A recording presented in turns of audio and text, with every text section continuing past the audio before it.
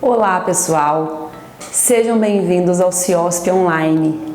Eu sou a professora Lidiane e a convite da Dental Speed vim falar um pouquinho para vocês sobre a farmacologia na odontologia. Eu sou farmacêutica, formada pelo Centro Universitário de Lavras, tenho mestrado em Ciências Farmacêuticas e doutorado em Ciências Fisiológicas, ambos pela Universidade Federal de Alfenas, em Minas Gerais. E atualmente eu sou professora de Citologia, Fisiologia e Farmacologia dos cursos de saúde do Centro Universitário de Lavras. E por esse motivo, a Dental Speed então me convidou para eu falar um pouquinho para vocês sobre as ciências dos fármacos na odontologia.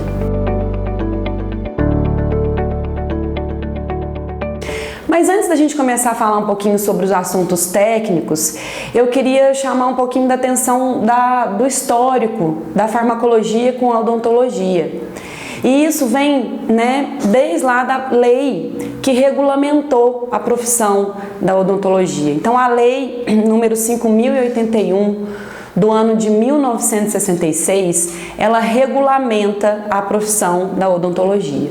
E aí nela é estabelecido que o cirurgião dentista, ele pode prescrever e administrar especialidades farmacêuticas de uso interno e de uso externo. Então tá aí, desde o histórico, a primeira vez em que a farmacologia foi então determinada na profissão da odontologia. Lá também, essa lei também, ela estabelece que o cirurgião dentista pode administrar anestésicos, ele pode realizar anestesia e além disso, ele também pode prescrever e administrar fármacos, medicamentos que são utilizados em casos de urgência e emergência. A gente sabe que hoje em dia é muito comum, e que os primeiros atendimentos, os primeiros socorros em casos de urgência e emergência levam, a uma melhora no quadro do paciente. E o cirurgião dentista, ele pode tanto prescrever quanto administrar fármacos para esse tipo de situação. Então, quando o paciente está ali precisando de um suporte básico de vida, por exemplo, um choque anafilático, o cirurgião dentista pode aplicar epinefrina, se ele estiver tendo uma crise convulsiva. Ele pode considerar o uso de um benzodiazepínico ou de um anticonvulsivante via parenteral, via injetável.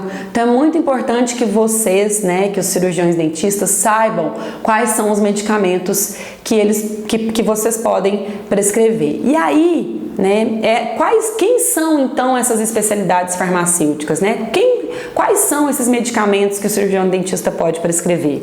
Bom, tem aqueles medicamentos de uso corriqueiro na clínica, como os anestésicos, como os anti-inflamatórios não esteroidais, os anti-inflamatórios esteroidais. Eu vou falar um pouquinho sobre cada classe dessa, mais ao longo da nossa aula. Os antibióticos, E aí, a portaria do Ministério da Saúde, número 344 do ano de 1998, ela também regulamenta e estabelece que o cirurgião dentista pode prescrever medicamentos de uso controlado, que são os psicotrópicos, classificados lá na lista A2 e B1, E aí, pessoal, quem são esses psicotrópicos que os cirurgiões dentistas podem prescrever? Então, a gente tem a classe dos analgésicos opioides. Quem são eles? São aqueles analgésicos utilizados para dor moderada, intensa. Então, a gente tem o tramadol, a codeína, que é muito prescrita em casos de pós-operatório, daquela dor que aparece depois das cirurgias. Então, o tramadol e a codeína são utilizados para dores fracas a moderadas, E aí a gente tem também a morfina e a oxicodona, que são utilizados para dores intensas. Então, quando tem aí no consultório pacientes oncológicos, né, que sentem dores mais intensas, o cirurgião dentista, ele pode prescrever, né, analgésicos opioides para dores intensas. E aí, além dos analgésicos opioides, que diminuem a dor, porque agem no sistema nervoso central, por isso eles são controlados, os cirurgiões dentistas também podem prescrever os ansiolíticos, os hipnóticos ou os sedativos, que a gente tem, né, em sua grande maioria, né, os mais utilizados, os fármacos de primeira escolha, que são os benzodiazepínicos. Então, quem são os benzodiazepínicos? O alprazolam, midazolam, clonazepam, diazepam. Então, esses benzodiazepínicos, eles são utilizados para ansiedade. Então, a gente sabe que o consultório gera ansiedade no paciente, que a cadeira do dentista, né, também traz uma ansiedade. Então, é muito importante que você entenda o paciente que você vai atender, né? E caso esse paciente precise, né, de ser tranquilizado antes do tratamento que ele vai sofrer ali no consultório, é muito bom que se utilize desse manejo terapêutico para diminuir, né, para acalmar, para tranquilizar esse paciente. Então, esses fármacos também são psicotrópicos e o cirurgião dentista também pode prescrever essa classe de fármacos a partir dessa portaria 344 de 1998, né? E aí, pessoal, e os outros fármacos, né? E os fármacos antihipertensivos, os fármacos utilizados para obesidade, hipertensão, mal de Parkinson, asma, né? Esses medicamentos a gente tem que ter um bom senso do cirurgião dentista. É claro que o cirurgião dentista, ele é um profissional da saúde, ele tem que lidar, né, com o paciente como um todo, né? Então tem que ter uma rede de apoio com o farmacêutico, o fisioterapeuta, o médico, todos os profissionais de saúde que podem estar acompanhando aquele paciente, né? Mas os fármacos utilizados para doenças ou para patologias que não são da prática da odontologia, né, precisa haver um bom senso para que o dentista não prescreva esses medicamentos, né? Então, vai do bom senso também. Mas as especialidades foram essas que eu expliquei e eu vou falar mais um pouquinho sobre elas ao longo da aula, tá? Antes da gente continuar, né, eu vou falar um pouquinho sobre a classificação dos medicamentos. Então, a gente tem os medicamentos que são classificados como medicamento de referência, medicamento similar, fitoterápico, alopático, homeopático. Então, qual que é a classificação desses medicamentos? Vocês, como cirurgiões dentistas, podem prescrever todos eles? Então, vamos discutir um pouquinho sobre cada um deles.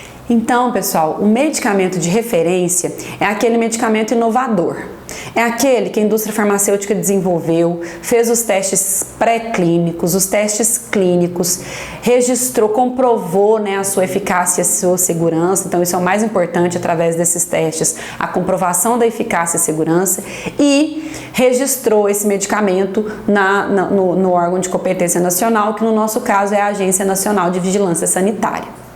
Bom, além do medicamento de referência, a gente tem os medicamentos similares, que são aqueles que possuem a mesma posologia, a mesma concentração, o mesmo princípio ativo, a mesma via de administração, a mesma forma farmacêutica, a mesma indicação terapêutica, porém, esses fármacos eles não tiveram a sua eficácia e a sua segurança comprovados através de testes clínicos e pré-clínicos, mas são desenvolvidos, né, e tem o seu controle de qualidade.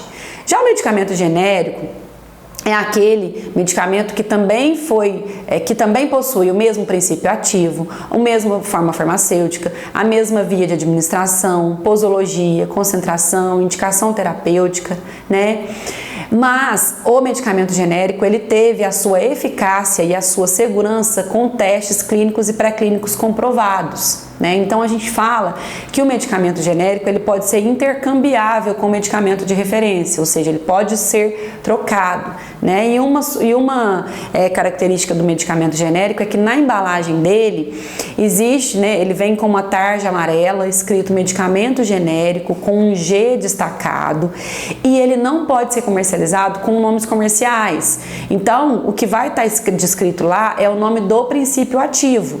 Princípio ativo, que é aquele princípio, que é aquele fármaco que vai então desencadear o efeito terapêutico. Vou falar um pouquinho mais à frente nessa aula sobre isso.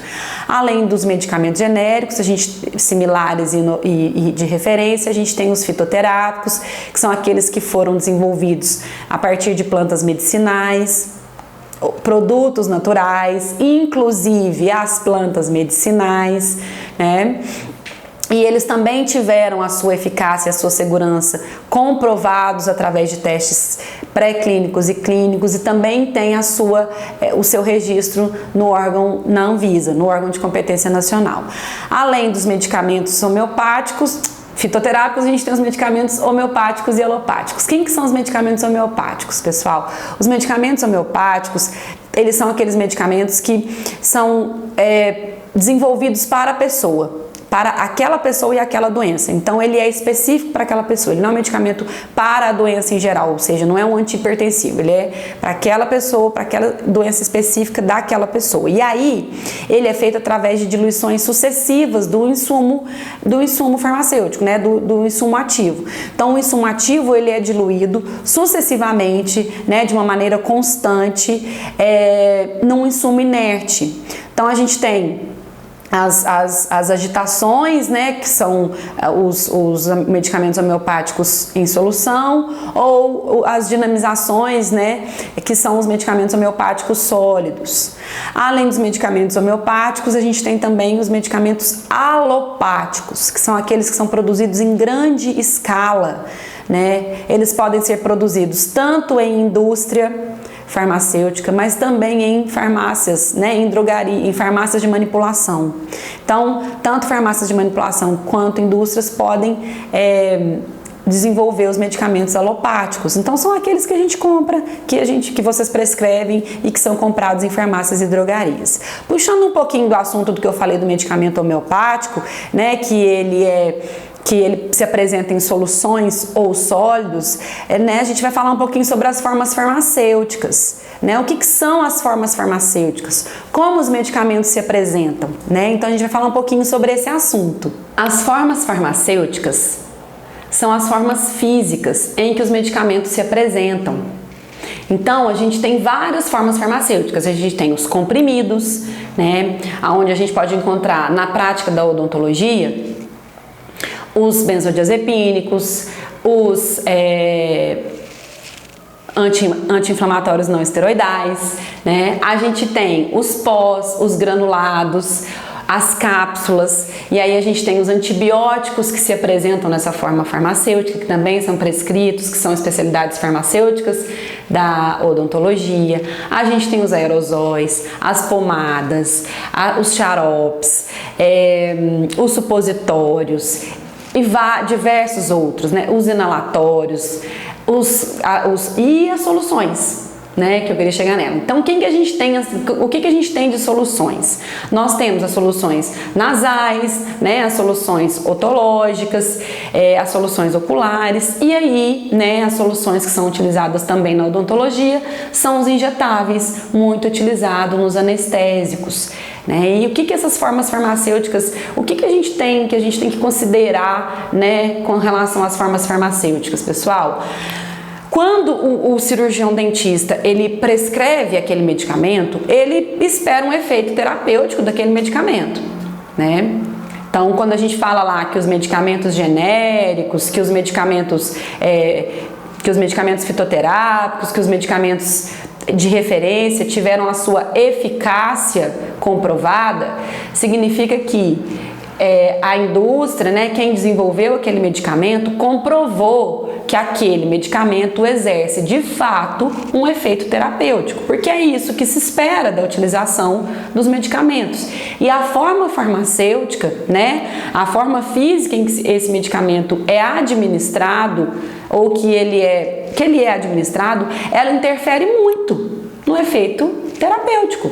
Né? Então é isso que a gente tem que considerar, é isso que vocês precisam considerar ao prescrever os medicamentos, né? Então, essas formas farmacêuticas, elas vão fazer o quê? O que elas vão permitir? A forma farmacêutica, ela está diretamente ligada à via de administração, que está diretamente ligada à cinética do fármaco, à farmacocinética. Então, o que é a cinética do fármaco? O que significa a farmacocinética? É o percurso que o fármaco faz no organismo. E aí, esse percurso é o quê? Desde quando ele é administrado até quando ele é eliminado. E o fármaco, pessoal, ao percorrer esse percurso, as suas concentrações vão sendo alteradas. Então é isso que a farmacocinética explica, é isso que ela estuda, né? As diferenças nas concentrações do fármaco, né, ao longo do tempo em que ele está presente ali no organismo. Então, a via de administração, ela está diretamente relacionada à forma farmacêutica, né? E elas estão diretamente relacionadas à cinética do fármaco. Então, por exemplo, um fármaco que ele é administrado por uma via subcutânea é diferente, vai ter um efeito, né, diferente ou, né, com relação ao tempo daquele fármaco que foi administrado por via oral ou daquele fármaco que foi administrado através de pomada, né? Então é isso que tem que se considerar. Então, o que a gente tem de vias de administração, pessoal? Elas podem ser classificadas em vias de administração enteral e via de administração parenteral. O que isso diferencia, então, com relação às formas farmacêuticas? É o seguinte, a via de administração enteral é aquela em que o fármaco, o medicamento, ele tem contato com o trato gastrointestinal. Então, quais são as vias enterais? A via oral, com relação aos comprimidos, as cápsulas que são administradas por via oral, a via bucal, e aí a gente pode considerar, né, as pomadas, os géis que são utilizados somente na mucosa, a via retal. Aí a gente considera como forma farmacêutica na via retal os supositórios e a via sublingual, né? Onde os comprimidos também são administrados por via sublingual. Então essas quatro vias, oral, sublingual, bucal e retal, são vias enterais. E as vias parenterais, pessoal? As vias parenterais são as vias que não tem, onde o medicamento não tem contato com o trato gastrointestinal. Quem são as vias parenterais? E aí, pessoal, vale ressaltarmos aqui que não é somente a via injetável que é a via parenteral. A via otológica, a via nasal, a via tópica, né? São vias parenterais também e não são injetáveis, tá? Agora, a via subcutânea, a via intravenosa e a via intramuscular também são vias parenterais, assim como as outras vias. E aí essas vias não têm contato com o trato gastrointestinal, né? E aí, pessoal, essas vias de administração, elas vão influenciar numa etapa da farmacocinética que a gente chama de absorção, que é o quê? Que é a chegada do fármaco na corrente sanguínea. Então, quando o fármaco é absorvido? Quando ele passa do seu local de administração para a corrente sanguínea, aí ele foi absorvido. Então, por exemplo, pessoal, um fármaco que é administrado por via oral, né, ele tem a sua absorção mais lenta do que aquele fármaco que foi administrado por via subcutânea, do que aquele fármaco que foi administrado por via intramuscular, né? E além disso, ainda cabe eu ressaltar um ponto aqui, que esse fármaco administrado por via oral, ele pode sofrer o que a gente chama de efeito de primeira passagem, porque ele passa pelo fígado e aí ele pode acabar sendo metabolizado lá. Tá? Então tem essa desvantagem aí da via oral. Bom, mas aí voltando né, a via oral e a via parenteral. Quando esse fármaco chega, então, na corrente sanguínea, ele foi absorvido e aí, então, ele vai ser distribuído. Porque, como eu falei anteriormente, o que você quer é que esse fármaco cure, alivie os sintomas, né, que ele traga ali a cura ou alívio dos sintomas. E aí, como é que ele faz isso? Pelo seu efeito terapêutico. E como que ele faz isso? Quando ele chega no seu local de ação. Então, esse fármaco, quando ele é absorvido e chega na corrente sanguínea, ele precisa ser distribuído e chegar no seu local de ação. E aí lá ele vai exercer o efeito terapêutico dele, né?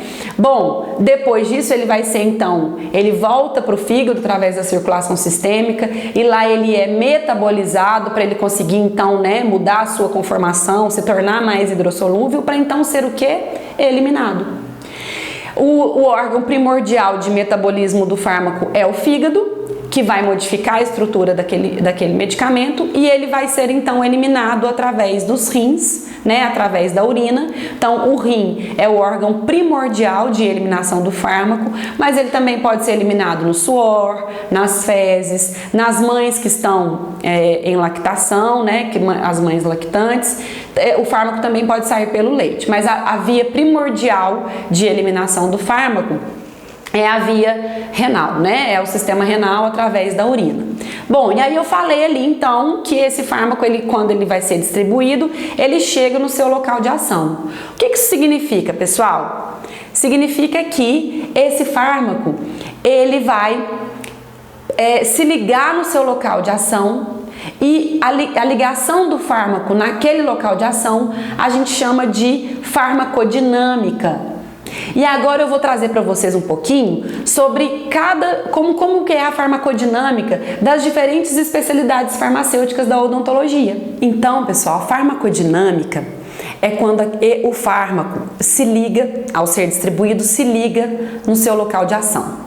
E aí, considerando os fármacos que eu falei um pouquinho lá no início, né, que eu falei das especialidades farmacêuticas que o cirurgião dentista ele pode prescrever, né, vamos chamar atenção um pouquinho para os benzodiazepínicos, né, que eu não sei se é um medicamento que é muito utilizado na prática clínica, mas ele é um bom manejo terapêutico para aquele paciente que apresenta muita ansiedade, né, que apresenta aversão ao tratamento odontológico. Então, os benzodiazepínicos, eles são classificados, né, como ansiolíticos, sedativos, hipnóticos, né? E aí você não vai prescrever ele para sedar aquele paciente, né? Você vai prescrever ele para quê? Né? Para fazer uma sedação consciente, na verdade, né? É uma sedação consciente. Então, o que isso significa, né? Significa que aquele paciente, ele vai ficar tranquilo. E como que ele fica tranquilo? Né? Porque se ele ficar tranquilo é o efeito terapêutico que o medicamento conseguiu atingir. Como? Porque aquele benzodiazepínico, então se você prescreve um benzodiazepínico que vai ser utilizado por via oral, então ele vai chegar na corrente sanguínea, vai ser distribuído para o sistema nervoso central e aí lá o que vai acontecer? Aquele benzodiazepínico vai achar o local de ação dele, que são os receptores GABAérgicos, né? Então se vocês lembrarem um pouquinho lá da fisiologia, da neurotransmissão, né? Existe a neurotransmissão inibitória, né? Em que o neurônio ele diminui a sua excitação. Através de quem? Através desses receptores GABAérgicos, né? Porque o GABA, que é o neurotransmissor inibitório, se liga nesses receptores. Isso é o mecanismo de ação dos benzodiazepínicos, pessoal. O benzodiazepínico, ele se liga no receptor GABAérgico e ele potencializa a ligação do GABA, que é o neurotransmissor daquele receptor. Ao potencializar a ligação do GABA, né, aquele receptor ele abre e flui mais, né? Ele é um canal iônico e aí os íons cloreto fluem mais para o neurônio e aí o neurônio diminui a sua excitação. Então, né? Isso é a farmacodinâmica dos benzodiazepínicos. Ele se liga no seu receptor, ele potencializa aquele receptor, o neurotransmissor potencializa a ligação do neurotransmissor, mais íons atravessam aquela membrana, mais o neurônio fica, menos o neurônio fica excitado, né? né, mais tranquilo fica o seu paciente. Então, olha, a gente teve ali, né, e qual forma farmacêutica você utiliza? Os comprimidos. Então, a gente teve desde a forma farmacêutica até a farmacocinética, passando um pouquinho pela farmacodinâmica e o efeito terapêutico, que é o que a gente espera, né, levar a saúde, o bem-estar e a melhora da qualidade de vida do paciente. E aí não só para os benzodiazepínicos, né, gente, os anestésicos. Então, aqueles anestésicos que são utilizados via subcutânea, os injetáveis, né? O que você espera? Também agem via sistema nervoso, né? Então, esses anestésicos, eles agem de que jeito? Eles impedem esse estímulo elétrico do neurônio que vai sentir aquele procedimento, né? Que vai sentir aquela lesão tecidual. Então, vai ter uma lesão tecidual ali que vai causar uma sensação dolorosa que vai ser sentida por um neurônio que sente, né, essa sensação dolorosa. E o que o anestésico faz? Ele impede as descargas elétricas, né? Ele impede aquele impulso elétrico nesse neurônio. Então aí, né, aquela dor não vai ser enviada, não vai ser encaminhada para o sistema nervoso. Isso tudo é um mecanismo de ação dos anestésicos. E eu falei no inicinho que eu ia falar um pouquinho sobre os analgésicos opioides, que agem mais ou menos da mesma maneira, mas por outros receptores. Então, a morfina, a codeína, a oxicodona, né, o tramadol, eles agem de que maneira? Eles vão agir, pessoal,